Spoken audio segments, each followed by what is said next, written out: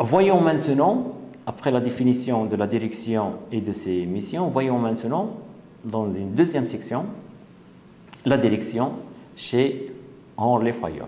Donc Henri Fayol, c'est un ingénieur qui est considéré comme étant le pionnier en matière de la direction. Parlons tout d'abord un peu du contexte de Fayol. L'homme, c'est tout d'abord Henri Fayol. Il a vécu de 1841 à 1925. C'est à peu près l'époque de Taylor. Et que certains considèrent comme étant le père du management. Ça veut dire le premier à avoir formalisé, il a donné une forme à partir de son expérience professionnelle, bien entendu personnelle, ce qui est la fonction administration. C'est un ingénieur des mines, ça c'est sa fonction de départ. C'était un ingénieur des mines qui a fait toute sa carrière dans une métallurgie, une entreprise dans le métier du métal, qui était très diversifié avec des mines de charbon où Fayol a exercé des fonctions de responsabilité. Sa carrière dans ces sociétés a commencé comme ingénieur, tout d'abord, mais un ingénieur qui a démontré sa grande capacité comme gestionnaire. Il a terminé finalement sa carrière par le poste de directeur général de la société mère, même s'il n'était pas actionnaire, chose qui était considérée comme étant rare. Donc son succès en matière de management était le seul atout dont disposait Fayol. Elle a occupé ce poste de directeur général pendant 30 ans jusqu'à sa démission en 1918 pour des raisons de santé. Elle a publié en 1916, donc un peu le même cheminement que Taylor. Il a publié un ouvrage, un texte, ce n'était pas un ouvrage au départ, il est devenu par la suite, il a publié en 1916 un texte intitulé « Administration industrielle et générale ». D'ailleurs, il y a des extraits de ce texte qui sont téléchargeables sur Internet. Par cette publication, il a voulu tout simplement transmettre la méthode qu'il a fait réussir. Donc, le texte a eu un succès similaire à celui les principes d'organisation scientifique de Taylor, édité en 1911. Donc, il n'y a pas une grande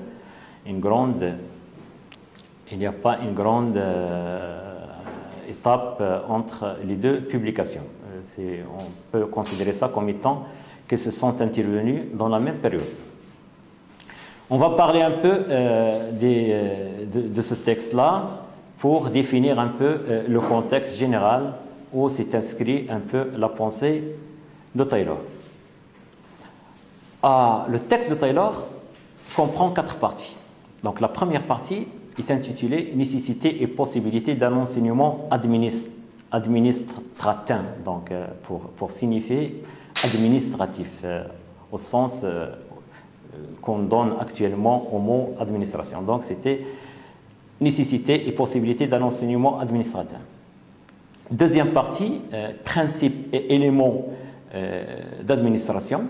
Principes et éléments d'administration, et là où elle donne ces principes, et là on va voir le caractère normatif de la pensée de Fayol, il cherche des principes.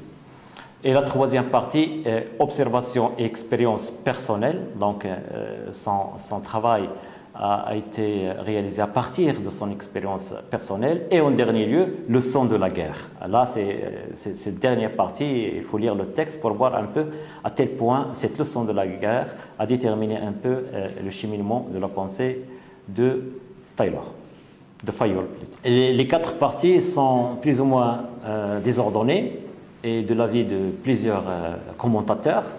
La 4e partie de ce texte, leçon de la guerre, peut parfaitement être considérée comme étant la première partie. D'ailleurs, l'ouvrage, lorsqu'il a été édité en 1916, il est édité sans la 4e partie, seulement les trois premières parties, parce que c'était un peu fait à la hâte, c'était la période de la guerre, donc il fallait organisé, il fallait faire le travail rapidement. Donc, ça, le contexte un peu défini par cette quatrième partie, il a été un peu laissé de côté jusqu'à l'édition finale de l'ouvrage. J'aimerais bien revenir justement à ce texte de la quatrième partie. D'ailleurs, c'est un texte qui est plus ou moins réduit. Ce qui a été retrouvé de cette partie-là, qui est un texte qui définit justement la logique sur laquelle Fayolle a bâti toute sa pensée sur l'administration générale. Contexte général de la France au 1916. Donc, en cette période-là, en 1916, la France est sortie vaincue de la Première Guerre mondiale. Pour Fayolle, la cause de cette défaite ne résidait pas dans le manque de bravoure et de courage des soldats français, bien au contraire. Le texte, il y a des louanges, il exalte un peu l'attitude et le courage des soldats. La cause, selon lui, réside dans l'absence de chef capable de diriger. Je lis le paragraphe de ce texte qui est déjà très court, où Fayolle pose des questions. Et le texte est établi sous forme de questions et de réponses en même temps. Leçon de la guerre. Le soldat français a fait preuve de l'endurance la plus remarquable, d'une énergie surprenante, d'un courage sans pareil. La nation tout entière s'est donnée avec un dévouement absolu. Personne ne doute de l'intelligence de nos concitoyens. On sait qu'il y a dans notre pays des hommes hors de prix, avec de tels hommes, un tel foyer d'énergie, de quoi la nation ne serait-elle pas capable si son organisation générale était au niveau de la valeur des individus. Or, nous avons été surpris puisque rien n'était préparé. Il a fallu s'organiser à la hâte, c'est-à-dire au prix des plus grands sacrifices de tout genre. Bon, remarquons à ce niveau, là c'est la note de la rédaction, remarquons à ce niveau que Fayolle fut animé par le même questionnement que celui de Taylor. Donc ils sont quelque part sur le plan des contextes. Il avait les mêmes questionnements, pour ne pas dire le même paradigme. Donc Taylor a lui aussi justifié son travail par une question sur ce que le pays tout entier perd par manque d'organisation. La Fayolle, il nous dit voilà ce que la France perd par manque de chef et manque d'organisation. Je complète le texte de Fayolle. Il n'y avait pas de programme. Pourquoi? Il pose la question. L'organisation, les programmes sont faits par les chefs, ne peuvent être faits que par eux. Nous manquerions donc de chefs capables, assurément. Je ne dis pas intelligent ou instruit, je dis capable. Pourquoi n'y a-t-il pas eu à la tête des pays des hommes capables de gouverner, prévoyants, organisateurs, informés, sachant susciter le dévouement, inspirer la confiance? C'est parce que la nation ne sait pas quelles sont les qualités qu'elle doit demander à ses chefs. Elle croit que l'éloquence, la science mathématique, la qualité du lu donnent la capacité administrative. Grande erreur. Fin de citation. Donc, ce qu'on remarque dans ce texte-là, il est d'ailleurs un texte très important pour plusieurs raisons. Tout d'abord, il montre le contexte général où s'inscrivait l'œuvre de Fayolle. Ça, c'est clair et net. Deuxièmement, il résume l'importance des chefs ou de la direction, le rôle des chefs et le rôle de la direction dans l'organisation. Et troisièmement, il montre que l'administration est une compétence à part, indépendante de la compétence technique ou des savoirs du dirigeant. Le chef doit avoir des qualités qui ne découlent pas de ses compétences techniques ou scientifiques, mais des compétences administratives. Pour lui, l'administration est une science qui doit être enseignée. Donc là, c'est un peu l'objectif de la première partie de son ouvrage. Et c'est dans ce cadre qu'il a défini les fonctions d'un dirigeant.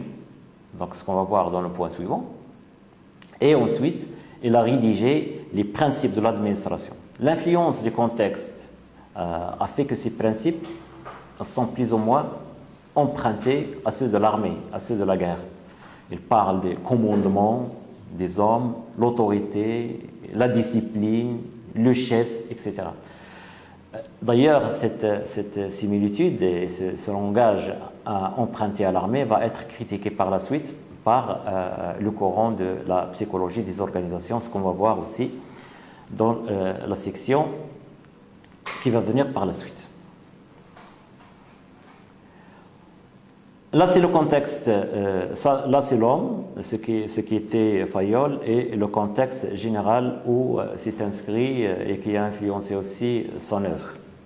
Maintenant, voyons, abordons comment il voit les choses, le rôle de la direction selon Henri Fayol. Pour lui, la direction est une des 6 fonctions présentées, qui se présentent et qui sont présentes dans toutes les entreprises, et qui sont fonction technique, fonction commerciale, fonction financière, fonction de sécurité, fonction comptable et administrative. Et ces fonctions-là, bien entendu, ils ont suivi une certaine évolution. Actuellement, on assiste à l'apparition d'autres fonctions, au lieu de certains qui ont été cités, par exemple, sécurité. Peut-être qu'actuellement, on assiste à une fonction de sécurité informatique ou autre chose, à une fonction marketing, mais dans le temps, ce n'était pas ça. Et le contexte dans lequel il a travaillé, son expérience personnelle, a fait que cette fonction de sécurité était très importante. Il a travaillé dans une mine, il y avait des incendies, il y avait un risque énorme, donc il a fallu mettre en place une fonction dédiée à ce domaine-là.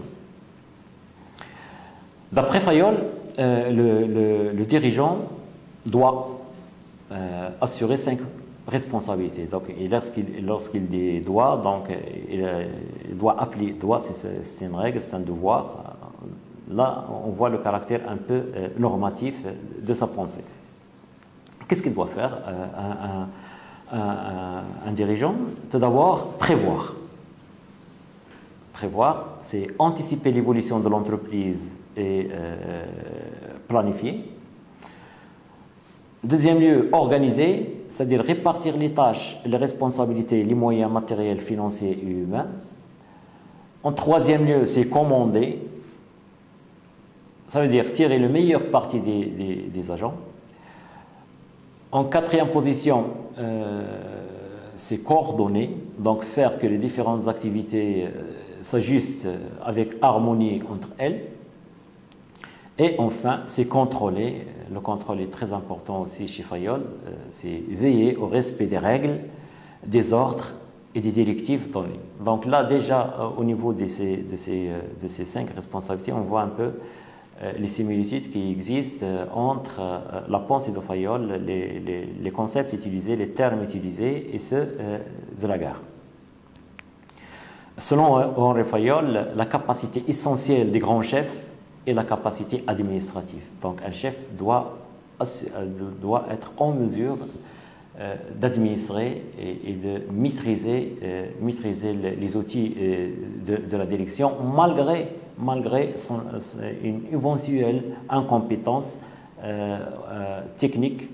Le chef peut réussir à diriger une organisation. Donc il ne suffit pas d'être bon sur le plan de son métier. C'est un bon ingénieur ne peut pas forcément diriger, c'est le manque des outils administratifs. C'est un peu le sens que Fayol a voulu donner à cette citation.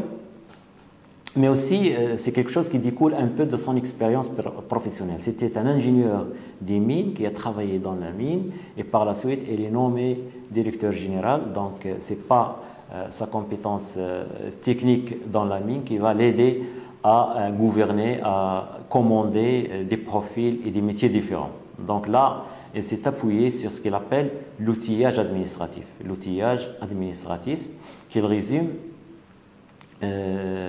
en 3 points. Donc, ce sont des outils de gestion qui constitue le point fort de la pensée de Fayol. Programme d'action, donc c'est le premier qui a parlé d'un programme d'action, donc d'un plan stratégique et tactique. Conférence des chefs de service, donc sous forme de réunion de concertation entre les chefs des différents services. Les tableaux d'organisation, donc c'est le premier qui a parlé d'un organigramme au sens actuel.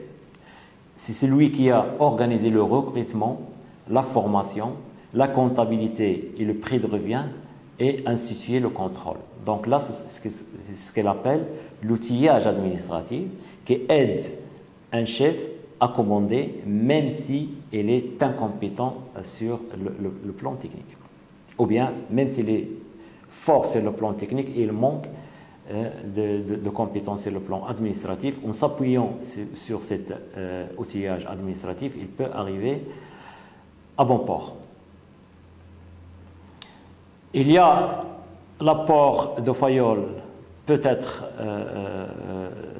résumé en 2 points importants. Donc cet outillage administratif, on va le voir par la suite, et les 14 principes d'administration. Ces 14 principes commencent tout d'abord par le principe de la division du travail. Il nous dit que la division du travail relève de l'ordre naturel. Il a pour but de produire plus et mieux avec le même effort. L'argumentation est un peu similaire à celle d'Adam Smith dans son ouvrage Les causes de la richesse des nations. Donc il croit lui aussi à la division du travail. Il la met même au niveau d'un ordre naturel. Deuxième principe, à signaler que ces principes sont organisés ou bien sont présentés par ordre d'importance chez Fayol. Deuxième principe important, c'est l'autorité et la responsabilité. Donc il parle de l'autorité.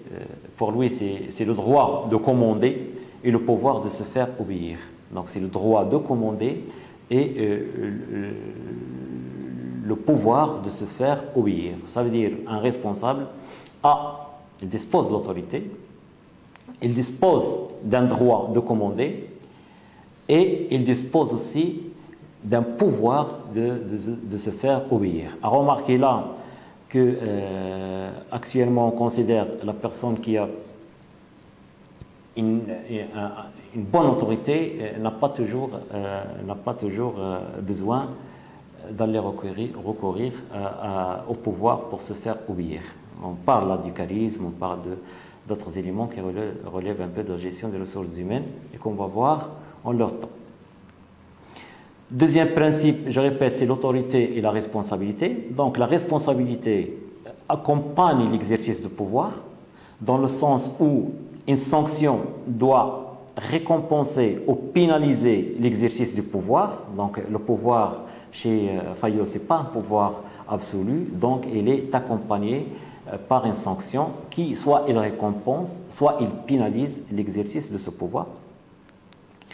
Troisième principe important pour lui, c'est la discipline, donc le respect des conventions qui ont pour but l'obéissance, l'assiduité, l'activité, la tenue, les signes extérieurs de respect, et j'en passe. Donc tout un ensemble de critères qui rentrent un peu sous le chapitre de cette discipline. Donc le respect, la discipline, l'assiduité, les signes extérieurs, etc. Quatrième principe, ça aussi c'est très important et on va voir par la suite qu'il va déterminer un peu la structure prônée par Fayol, la structure organisationnelle, c'est l'unité de commandement. Pour lui, un individu ne doit recevoir des ordres que d'un seul chef. Aucune autorité n'est possible, selon Fayol, si ce principe n'est pas respecté. Donc, l'unité de commandement, il y a un seul chef qui commande. Ensuite, il y a l'unité de direction. Pour un ensemble donné d'opérations visant le même but, il ne doit y avoir qu'un seul responsable. Et remarquons que ces 5 premiers chapitres, là ils sont directement, c'est le contexte un peu de la mine qui explique la pertinence ou l'importance de ces règles, mais aussi le contexte général de la pensée de Taylor que j'ai expliqué auparavant. Donc il y a d'autres principes, la subordination de l'intérêt particulier à l'intérêt général, donc l'intérêt particulier de l'individu doit être secondaire par rapport à celui de l'organisation. Il parle de la rémunération des personnels, donc c'est une évidence, la rémunération doit dépendre de l'effort de chacun et doit être équitable. Il parle de la centralisation, Fayolle considère qu'il s'agit d'un phénomène naturel. Il parle de la hiérarchie, chaque personne doit connaître sa position dans la hiérarchie de l'entreprise, donc il a l'importance de l'organigramme. Il s'agit de la série des chefs, il définit la hiérarchie comme étant une série de chefs qui va de l'autorité supérieure aux agents inférieurs, aux subalternes. C'est la voie par laquelle doivent passer les communications pour garantir la transmission des ordres et compte rendu et s'assurer que le principe de l'unité de commandement est parfaitement respecté. Il y a d'autres principes comme par exemple l'ordre matériel et social qui contribue à l'efficience de l'entreprise. Fayolle nous parle d'une place pour chaque personne et chaque personne a sa place. Il parle aussi de l'équité comme étant un principe. Il faut traiter les subordonnés sans aucune préférence personnelle. Il parle de la stabilité du personnel qui contribue à un meilleur résultat général. Il parle, et là aussi c'est très important, parce qu'on va voir par la suite quelles sont les similitudes et les différences que présente Fayolle par rapport à Taylor. Taylor, elle parle du principe de l'initiative, ou principe d'initiative, c'est la possibilité de concevoir et d'exécuter. Donc, il laisse un peu la possibilité aux ouvriers de prendre des initiatives. Donc, il s'agit de la liberté de proposer, bien entendu, dans le cadre d'une initiative globale qui concorde avec celle des chefs. Et là aussi, il faut voir un peu l'influence du contexte de la mine. Imaginez-vous dans une situation où il y a des problèmes au niveau de la mine, donc il ne faut pas attendre que les décisions viennent d'en haut, il faut que les ouvriers soient capables de réagir de par leur propre initiative. Il parle en dernier lieu de l'union de personnel. Il y a une recherche de l'harmonie dans la gestion des personnels. Donc, pour lui, il faut éviter un peu cette action de diviser pour régner. Donc là, ce sont les 14 principes de Fayolle et qui nous dit qu'il suffit tout simplement de les appliquer pour qu'un chef soit digne de ce nom et capable de commander et de gérer son organisation. Ce qu'on peut dire en conclusion, c'est de voir un peu quelles sont les similitudes ou bien les différences que présente Fayolle par rapport à Taylor. Bon, les similitudes entre Taylor et Fayolle, on dit souvent que ce que Taylor est pour l'atelier Fayolle est pour la direction. Donc, sont tous les deux des ingénieurs engagés dans la résolution des problèmes qui se posent dans leur terrain respectif. Et tous les deux, on a vu ça, on sentait l'importance de l'organisation dans des contextes particuliers. Fayolle dans le contexte de guerre de la France, Taylor dans le contexte de profiter un peu, amener le pays à gagner sur ce développement qui se développe dans tous les domaines scientifiques. Donc l'organisation constituait une perte, un coût très énorme pour toute l'économie des États-Unis.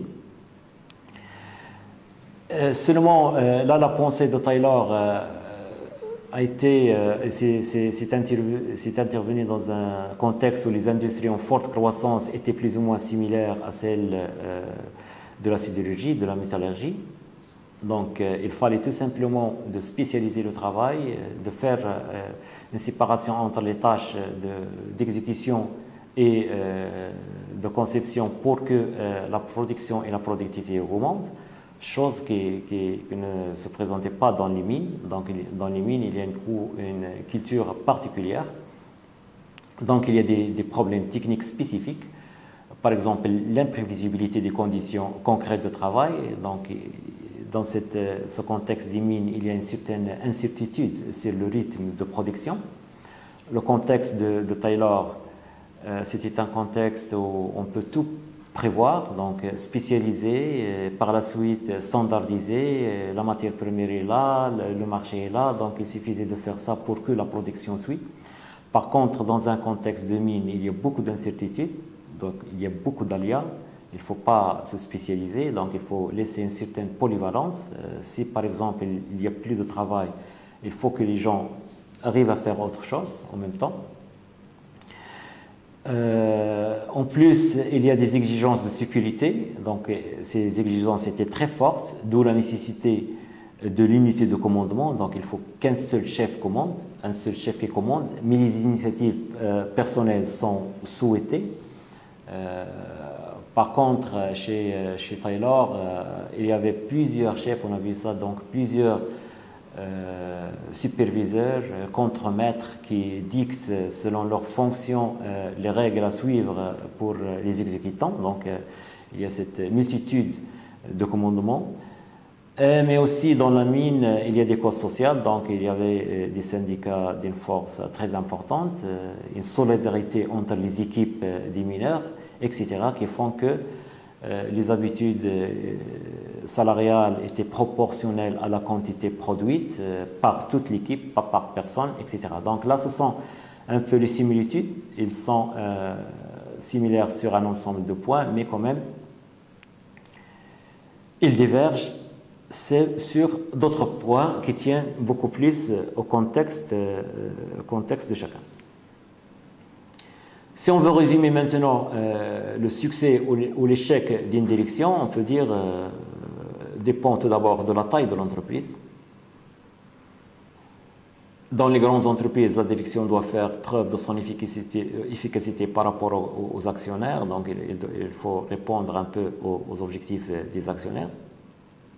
Dans une petite entreprise, la décision stratégique est prise par une seule personne. La gestion courante est très importante. Le chef d'entreprise d'une petite taille peut superviser tout, donc il fait la gestion, la production, la comptabilité, le commercial, etc.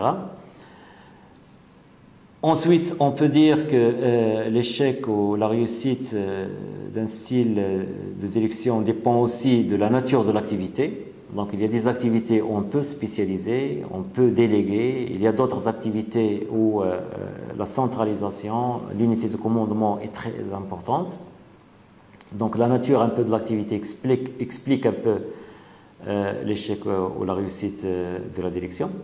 Mais enfin, il y a la façon dont ce commandement est conçu. On parle du style de leadership. C'est l'influence qu'exerce une personne sur un groupe. Ce style d'animation des hommes, de commandement des hommes va dépendre bien entendu de la personnalité des gens. Il va déterminer le degré de centralisation, la capacité de la direction de l'entreprise à mobiliser le personnel, à générer une culture d'entreprise favorable à la réalisation des objectifs, favorable à l'épanouissement des gens, etc. Donc là, je pense que c'est le point le plus important de tous ces trois, c'est un peu la personnalité des dirigeants et la personnalité et son style de management.